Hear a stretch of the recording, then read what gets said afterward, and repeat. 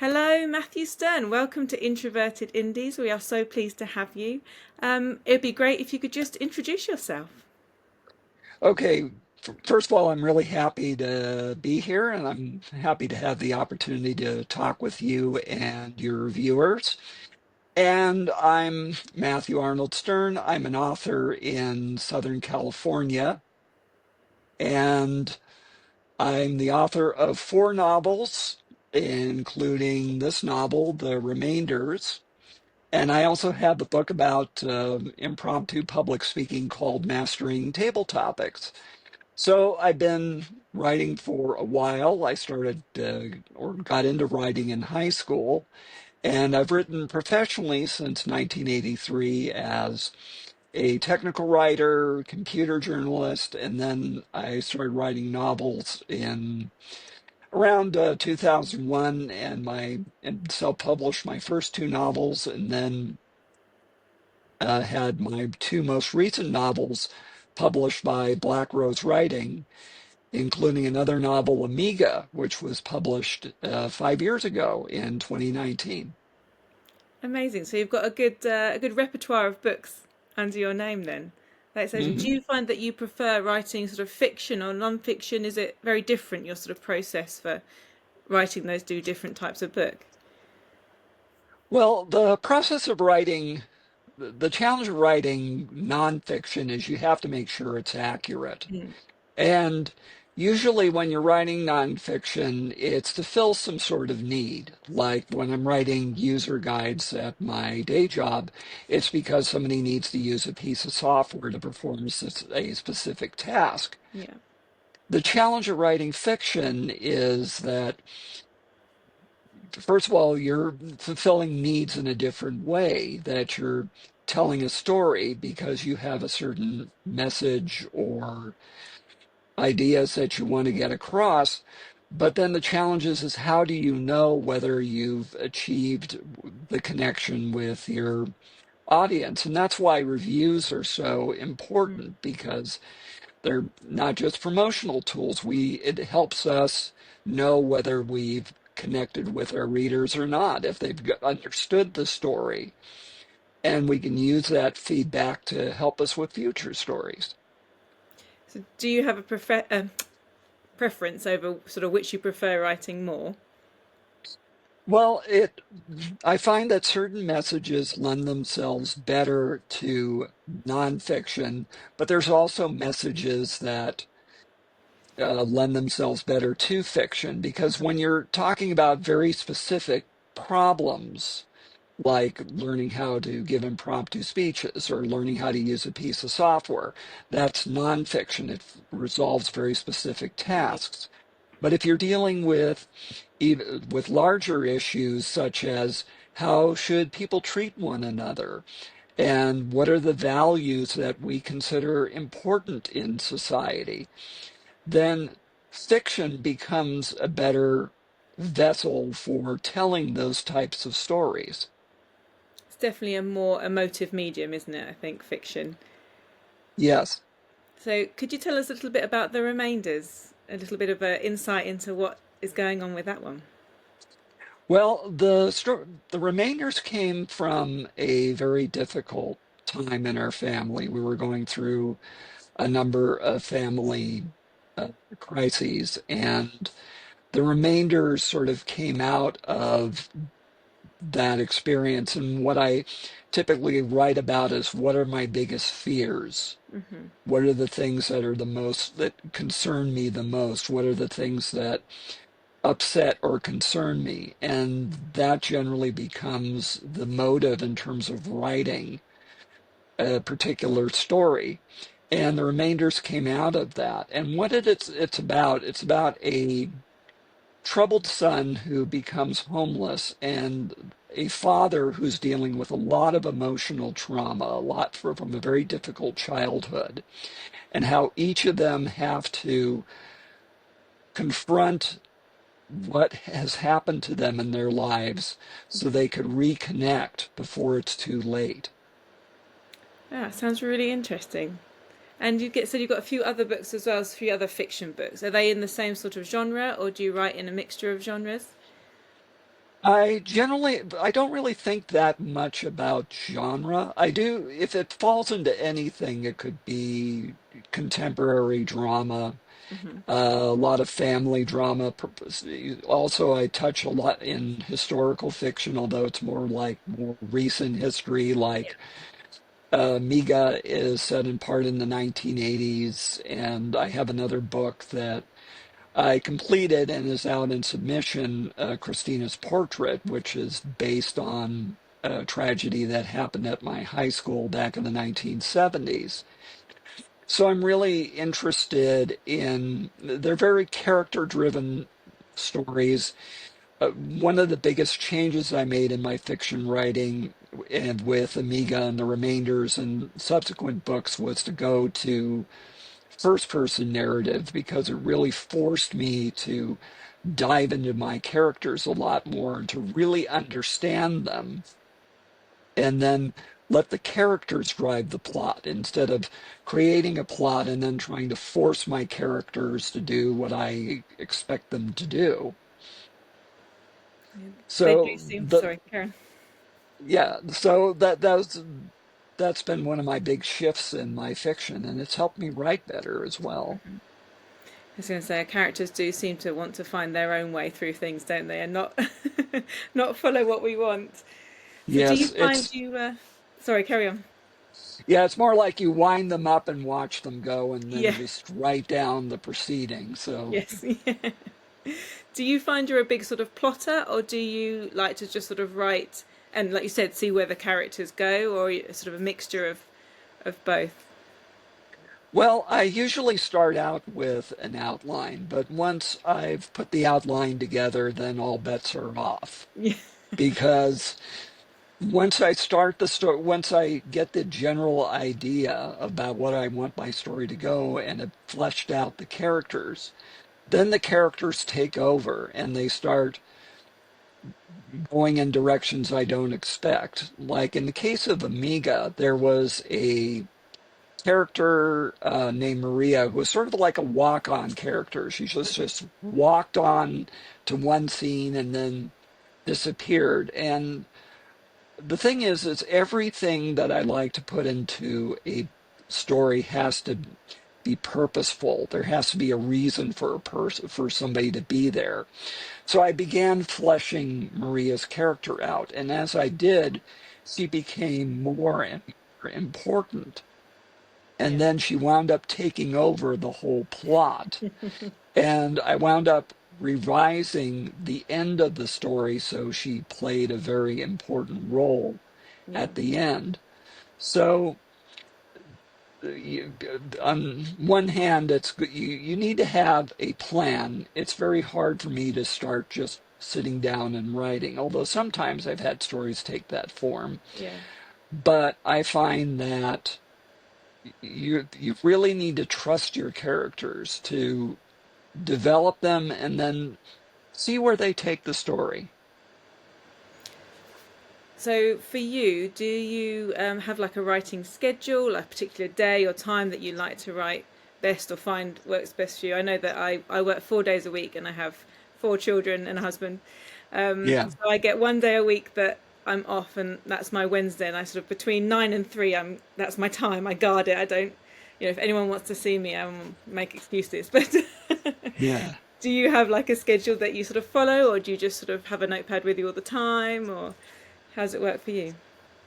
Well, I'm in the same situation. I have a full-time job 5 days a week. I also have family responsibilities. We have a granddaughter with special needs and all the other household things that we have to do.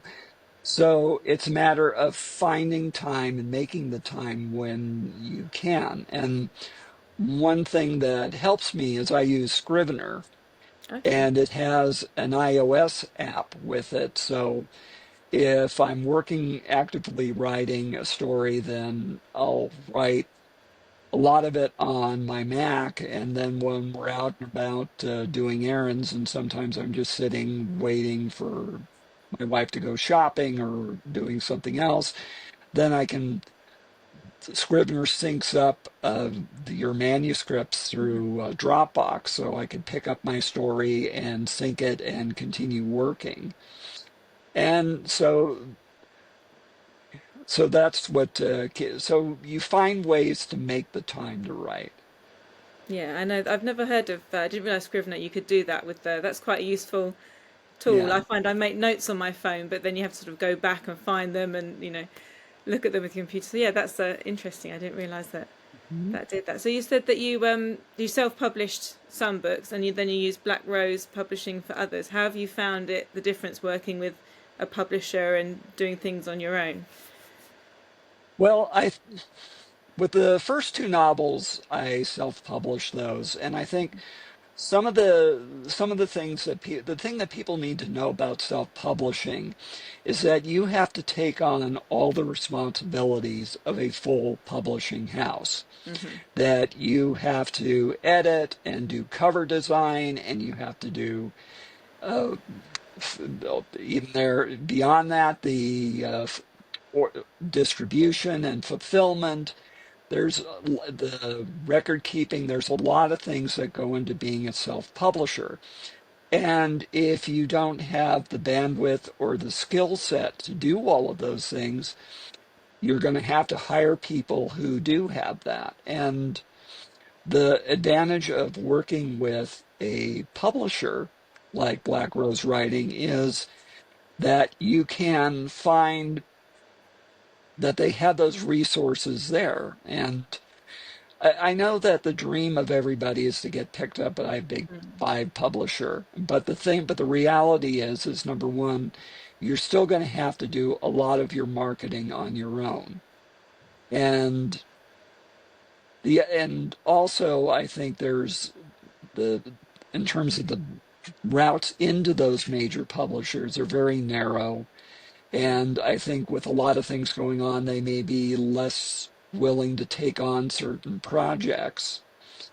And also there's this one, I don't remember which of the major publishers there was, it was, but there was the issue with them making their books available to be used for AI models. Yeah, which is not great. And no, but on the other hand, there's a whole range of small publishers out there, and a number of them specialize in different types of books. So you could find a small press that's a good fit for the type of book that you want to write. So you, So there's a whole range. It's not either you self-publish or get picked up by a major publisher. There's a range of options, and I think we also have to get out of the idea that if your that a isn't quality unless it's picked up by a big five publisher, because there's a lot of really well done indie books, and oh then yeah, there's a lot of books that come out from major publishers that not have so lots great. of flaws to it. So, Yeah, no, I agree. My second novel was picked up by a small press, which was really exciting. But I did eventually. I'm in the process of stepping away from them just because I felt that they didn't quite meet my needs or champion the book as much as I felt they should have done. But yeah, I understand. Having to market is a real massive thing, and I know a lady who was picked up by Penguin, but she still had to do a lot of her marketing herself, even though it was a big they gave her a bit of a budget to do things, but she still had to organise things and get herself out there. And so, unless you're one of the really big, big, big people, then you still got to put in as much legwork as with a small press or self-publishing. So, yeah, I absolutely. personally, marketing is, I find it hard. I I hate think putting myself out there.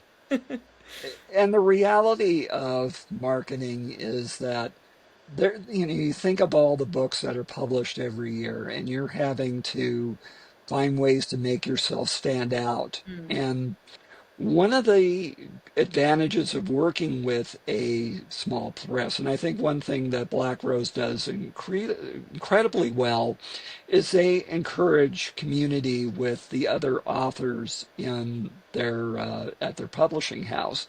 So we do things like review swaps and interpromotional swaps. And actually, next week I'm doing a podcast with another one of the authors from Black Rose.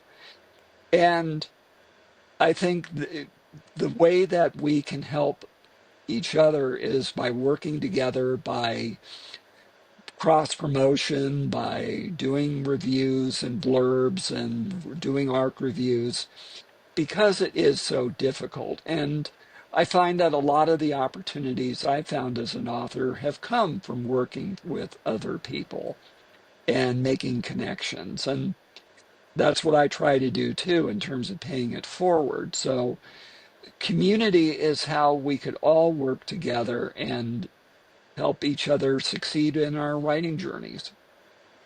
Definitely. I mean, that's exactly what we're trying to do with Introverted Indies. It's Yes. Lucy and I are independent authors, and we wanted to give people a platform to share their work because, like you said, it's hard getting out there, and there are so many people out there trying to do the same thing. And like you said, there are so many fabulous indie books, but also I think people think indie and then they think, oh, unedited, poorly written, all those things, and that's just not true. So we kind of wanted people to be able to hear about these books and for authors to connect with readers, which is the aim, really, isn't it? That's the goal. Yes.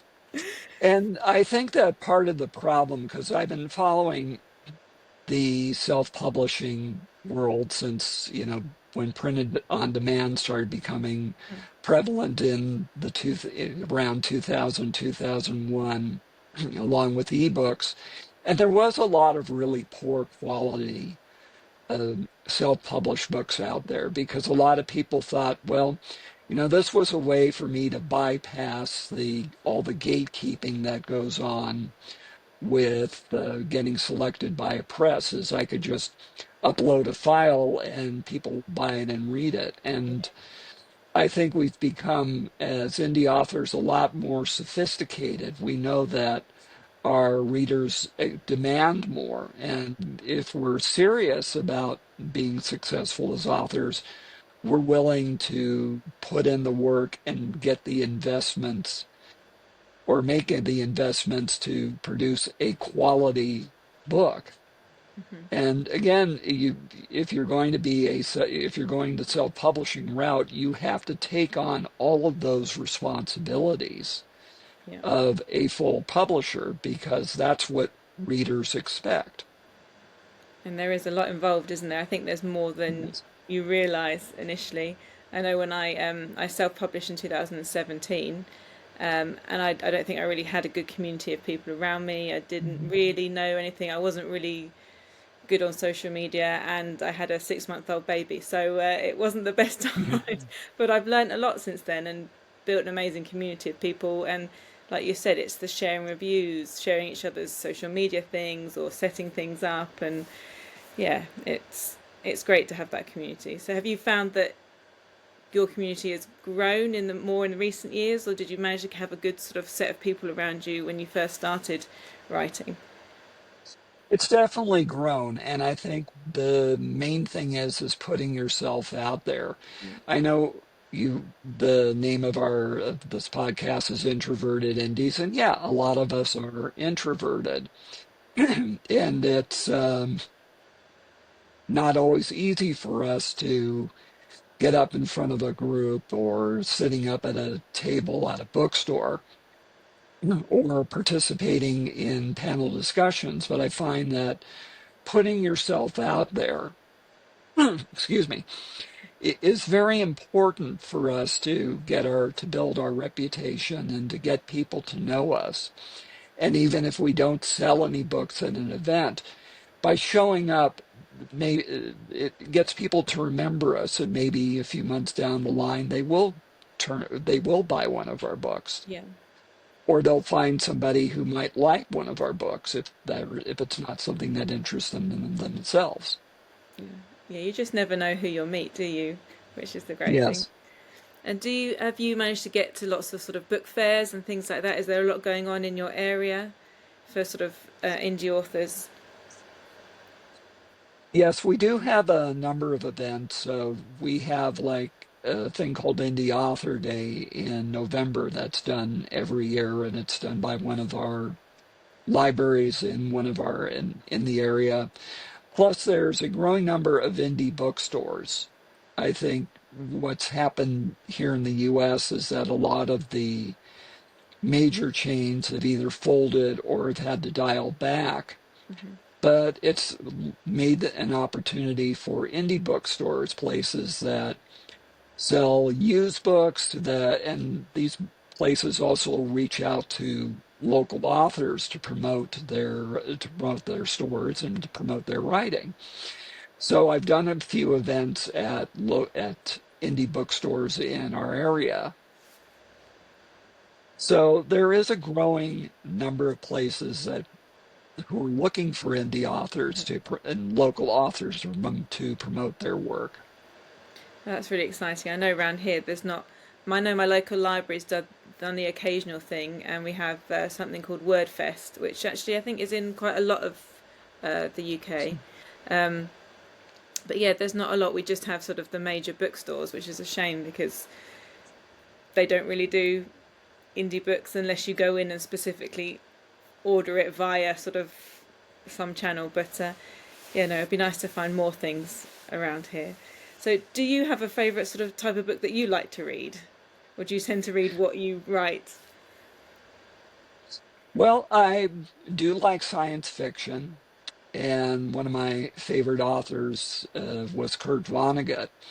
And I was introduced to him in a high school class. We read Slaughterhouse-Five, Hmm.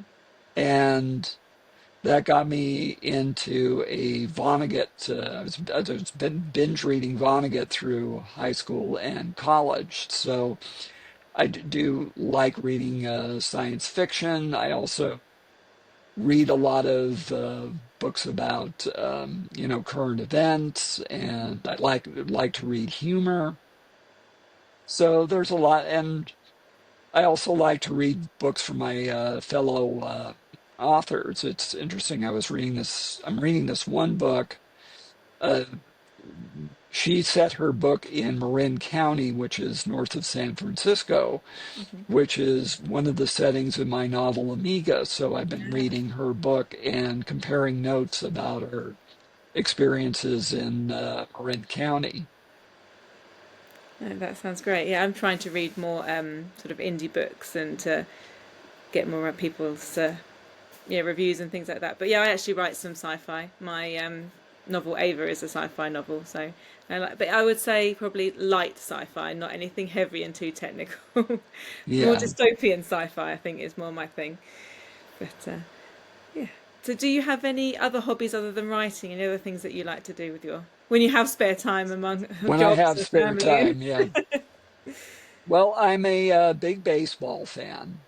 We're Dodger fans. My parents introduced me to the Dodgers. I grew up in the San Fernando Valley part of Los Angeles, so of course we were big Dodger fans, and my mom was a big baseball fan when she was a child, and so she introduced me to the sport as I was growing up, and I was actually a little league president for a few years.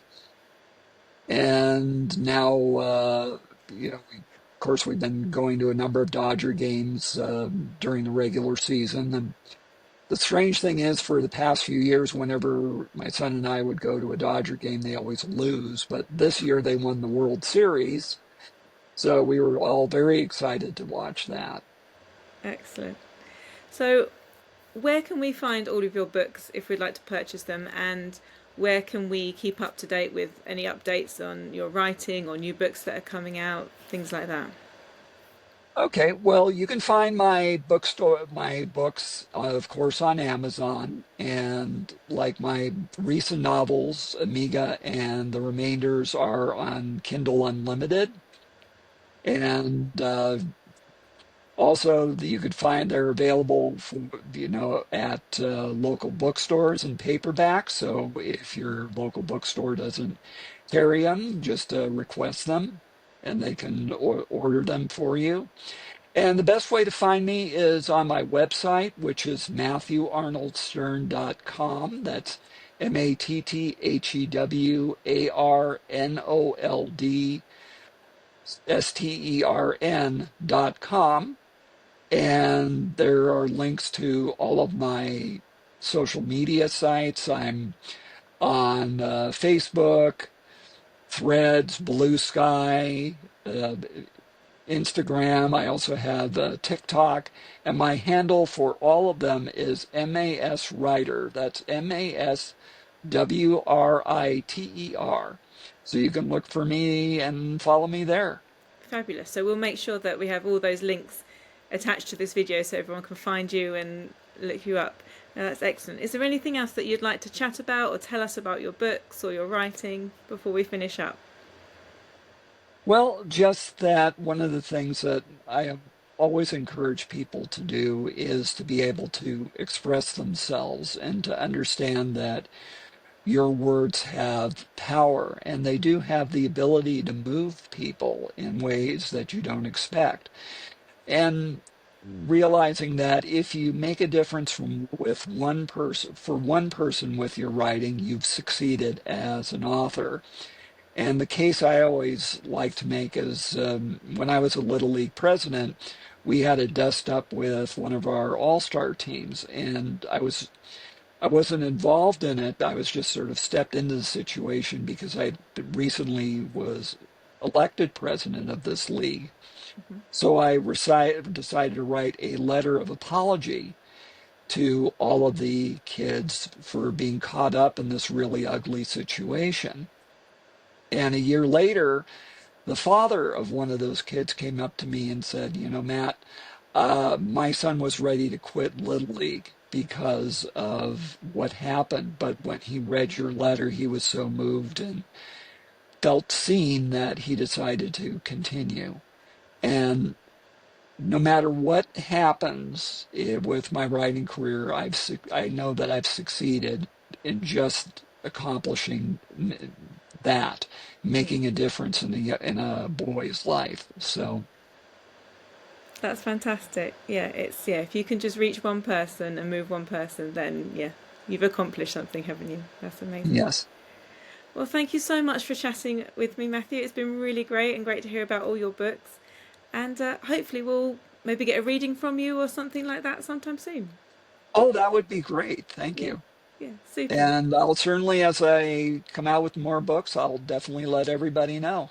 Do. Excellent. Thank you very much. Great. Nice to meet Sure you. thing. Nice meeting you too, and just wishing a good day to you and to everybody watching this podcast. Excellent. Thank you. Sure thing.